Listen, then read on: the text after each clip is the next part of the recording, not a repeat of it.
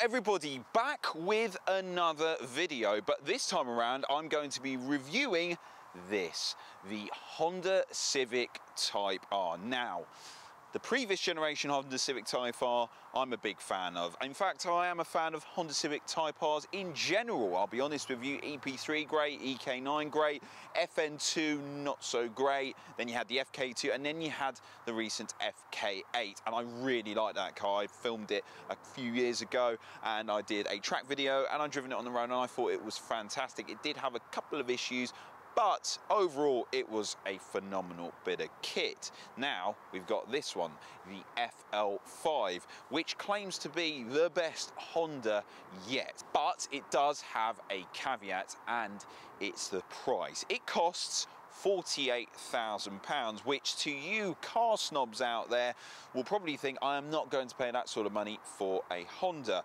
However, everything's expensive at the minute. The VW Golf R with performance pack options costs near enough £50,000. So does the Mercedes A45. The Audi RS3 is £60,000. Okay, those cars are like German premium. However, Honda is quite a premium brand and is much more durable of a brand. But anyway, let's talk about some of the details and the technical aspects of this car. On paper, it's pretty much the same as the FK8, which isn't a bad thing. What Honda has done is taken the same ingredients and has perfected it. Now, as a result, we need to know how this car is like to drive and what it's like to live with. Now, I need to tell you something. I did film this car a couple of months back, and I basically messed up the footage. And I rang up Honda and I said, look, can I have the car back? They've given it back to me, but I've only got a couple of hours, so this is going to be a rush job. If you're new to the channel, hit the subscribe button if you want to see more content like this. Anyway, let's just get straight into it. Here we are then, out in the FL5 Civic Type R. Okay, let's get the boring bits out of the way. What's this car like to drive when you just, drive it normally and sedately? Well, the answer is very good. Very, very good. First off, the seating position is perfect, the scuttle's low. Even though this is a fairly large car, it's almost as large as a G80 M3 BMW, it feels way more narrow and it doesn't feel intimidating to drive, but nor was the FK8 in that matter, so no problems there. Ergonomically, it's not too bad. Honda have fitted this new infotainment system. The last one was pretty naff, I'll be honest with you. This one is pretty good. We've got multiple driving modes. Some of the sporting ones we'll go into in a second, but you've got Android Auto and Apple CarPlay, so you can pair your phone up. Sound system's pretty decent. Inside, it's actually a very nice cabin. I love these little rotary vents here that sort of it has like this sort of honeycomb mesh finish. It looks like a toggle switch for, a Tamiya RC car or something like that. Really, really cool. Steering is so nice. In fact, the whole fit and feel and the ergonomics of it is spot on. And, the diameter's not too big. Most modern cars now, they've got a big chunky rim steering wheel. This one feels, absolutely all right. The seats themselves are really nice. I mean, supportive, comfy. They're finished in this type of material that basically, well, just grips you in all the right areas. Yeah, it's all right. It's not too bad, not too shabby.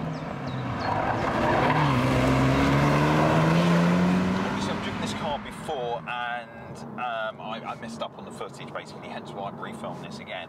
And you know what, on the motorway it averaged over 30 odd miles per gallon. So in terms of that aspect, it's really cool. Let's move on to the wow factor and the cool factor. The last FK8 wasn't particularly a looker, let's be honest. And this one, I think it looks fantastic. In fact, out of all of them, in terms of the A45, the RS3, I think this is a much more smarter car. It just feels a little bit more exciting. It's quite handsome. It's got a bit of Integra at the front.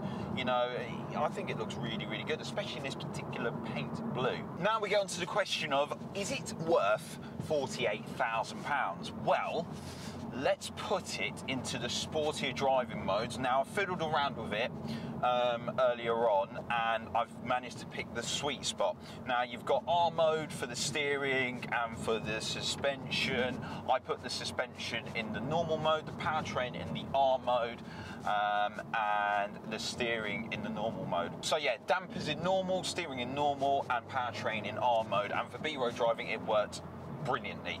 Pedal layout is fantastic. You can heel and toe this thing beautifully, and if you can't heel and toe, there is a blip function there for you. The gear shift, wow, brilliant. Honestly, the best gear shift on any car I have ever driven, and I include the Porsche 911 GT3. Really nice, precise, with you. Even Honda has spent so much time perfecting the gear shifts. I mean, Honda are known for making brilliant gear shifts anyway, but they spent more time just adding a little bit more weight, more precision, so I like that. So what happens when I drop it down into third gear at, say, 40 mile an hour? In fact, let's drop it down to second at 400,000 RPM, and the engine responds really, really well. In terms of turbo delivery, there's hardly much lag. Honda have worked on the turbocharger. They've changed the vanes inside so it spools up a little bit quicker, but it very much feels like a VTEC. And oh my word, what a thing. You've got dials on the dash that sort of lets you know when to change up, but yeah, it's right there with you. And the sensations of driving, well, I'm just going to jump straight to it, boys and girls. I absolutely adore this thing. I know we've had a bit of a week of driving exciting cars. The Honda RS3 was a fantastic bit of kit, but this, oh my goodness.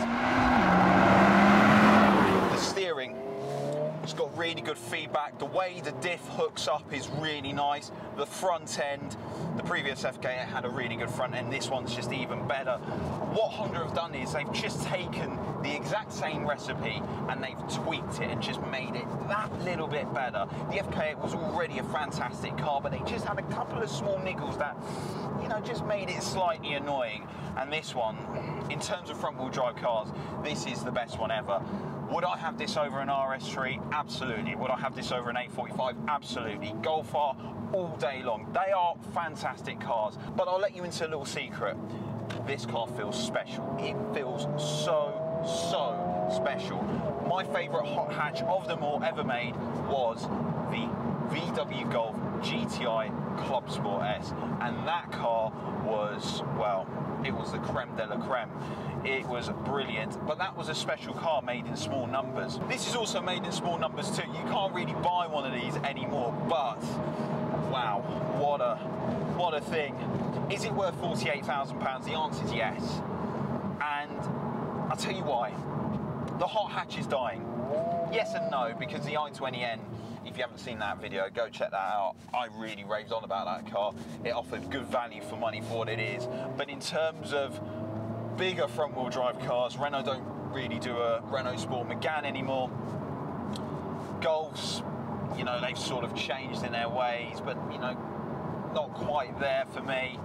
RS3s and A45s, they're sort of four-wheel drive cars. Those guys that are going to say, look, this is slower to 60 than an RS3 and an A45, well, sod you, because you can't drive. If you're into driving and you love driving and you want to feel special and you want to take this on B roads and you just want something that gives you the pure distilled essence of how a car makes you feel, this is there. I place some of the best driving cars up there. Porsche Cayman GT4, 458 Speciale. The Renault Sport cars have been fantastic. 911 GT3 Touring Manual, and then there's a new one to that special club, and it's this, the Civic Type R. It's just brilliant, and a hot hatch should make you do one thing, and one thing very important. It should make you drive it like a complete yobbo, and this one does it, but there's a flip side to it. It's also very usable. You can fit 5 large adults in this in pure comfort. It's beautifully made. In fact, the design qualities in this is really nice. I love the way it looks. Let's talk about the drawbacks now, and there is a couple of drawbacks. For starters, it comes really well equipped. I mean, it should be at £48,000. You've got steer assist, lane departure warning, keyless go, all that sort of stuff, radar cruise control. But the blind spot steering system can be a little bit aggravating at times, and you know, you could be, I don't know, on the phone and then it will start blipping a noise and whatnot. So it is a little bit temperamental. What else? The reversing camera, the quality of the reversing camera isn't quite up there, but I'm nitpicking really. I really am nitpicking. £48,000 this is, and I think it's worth every penny, personally. I really do. It sounds like I'm raving on about Hondas. I'm not a big Honda JDM fanatic, I'll be honest, but I really, really like this thing. It is so good, so good, and the engine weight just pulls to the top end of the rev range is fantastic. Second gear turning, get on the throttle, you can just feel the front end pulling out. There's hardly any torque steer, well, there isn't any at all. And even though the ride is firm, I mean, I'm on some roads where it's just a little bit bumpy, but it's dealing with them so well. We've got Mission Pilot Sport 4S's all round, set up for the Civic Type R, and guess what? It's good. Well, you know the 4S tyre, it works really, really well. Yeah, I absolutely adore this thing. It just makes you smile. It just makes you smile. And do you know what the sad thing is? I've got to give this car back today. I've got to give this car back. Upsetting. I think what we need to do is put this up against the RS3 and the A45 and make a video of that. So if you want to see that, drop it in the comments down below.